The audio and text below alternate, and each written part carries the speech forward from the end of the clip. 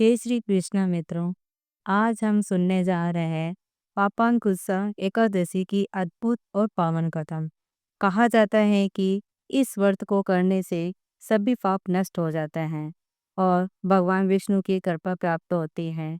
तो आइए जानते हैं एक ऐसे बहेलिए की कहानी जिसने इस व्रत के बल से अपने सारे पाप धो डाले और विष्णु लोक की प्राप्ति की। हिंदू धर्म में एकादशी का बहुत अधिक महत्व होता है। आश्विन माह के शुक्ल पक्ष में पड़ने वाली एकादशी को पापाकुंसा एकादशी के नाम से जाना जाता है। धार्मिक मान्यताओं के अनुसार एकादशी व्रत रखने से भगवान विष्णु की विशेष कृपा होती है और मृत्यु के पश्चात मोक्ष की प्राप्ति होती है। हर माह में 2 बार एकादशी पड़ती है, एक शुक्ल पक्ष में और एक कृष्ण पक्ष में। एकादशी व्रत में भगवान विष्णु की विशेष पूजा अर्चना की जाती है। एकादशी व्रत के दिन व्रती को एकादशी व्रत कथा का पाठ जरूर करना चाहिए। ऐसा माना जाता है कि व्रत कथा का पाठ करने से भगवान विष्णु की कृपा से सभी मनोकामनाएं पूर्ण हो जाती है और मृत्यु के पश्चात मोक्ष की प्राप्ति होती है और समस्त पापों से मुक्ति मिलती है। प्राचीन समय में विंध्य पर्वत पर क्रोधन नाम का एक बहलिया रहता था। वह क्रूर स्वभाव का था। उसका सारा जीवन हिंसा, लूटपाट, मद्यपान और गलत संगति पाप कर्मों में ही व्यतीत हुआ था। जब अंत समय में यमराज ने दूत बहले को लेने आए और यमदूत ने बहले से कहा कि कल तुम्हारे जीवन का अंतिम दिन है, कल हम तुम्हें ले जाएंगे।